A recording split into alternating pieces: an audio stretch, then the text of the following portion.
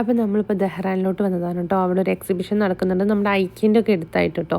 അങ്ങനെ ഞങ്ങൾ അവിടെ വന്നതാണ്. ധോമുക്ക് വലിയ ഇൻട്രസ്റ്റ് ഒന്നുമില്ല കേട്ടോ അവിടെ വരാൻ വേണ്ടിയിട്ട്, കാരണം അവൾക്ക് ഇതൊക്കെ ഭയങ്കര പേടിയാണ് കേട്ടോ.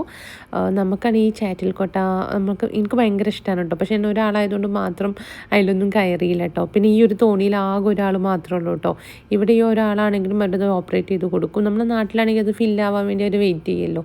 ഇവിടെ അങ്ങനെയൊന്നുമില്ല കേട്ടോ. പിന്നെ ഇവിടെ കുറേ കോഫി ഷോപ്പുകളൊക്കെ ഉണ്ട്. നമ്മൾ അവിടെ ഇരുന്ന് കുറച്ച് കോഫിയൊക്കെ കുടിച്ചു. പിന്നെ ധോമോൾ അവിടെ ഇരുന്ന് ഒരു ഐസ്ക്രീം എന്തോ കേട്ടോ വാങ്ങിച്ചിരുന്നത്.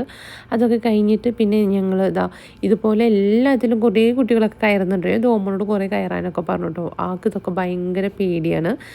അങ്ങനെ പിന്നെ ഞങ്ങൾ അവിടെ ഇരുന്ന് കുറേ നേരം അവിടെയൊക്കെ നമുക്ക് പിന്നെ ഷോപ്പൊക്കെ ചെയ്യാം കേട്ടോ. പക്ഷെ ഞങ്ങളൊന്നും ഷോപ്പൊന്നും ചെയ്തില്ല. പിന്നെ ഈ ഒരു സൗദി സ്വീറ്റ് എനിക്ക് ഭയങ്കര ഇഷ്ടമാണ്. അങ്ങനെ അതൊക്കെ കഴിച്ചു. ധോമോക്കും ഭയങ്കര ഇഷ്ടമാണ് കേട്ടോ.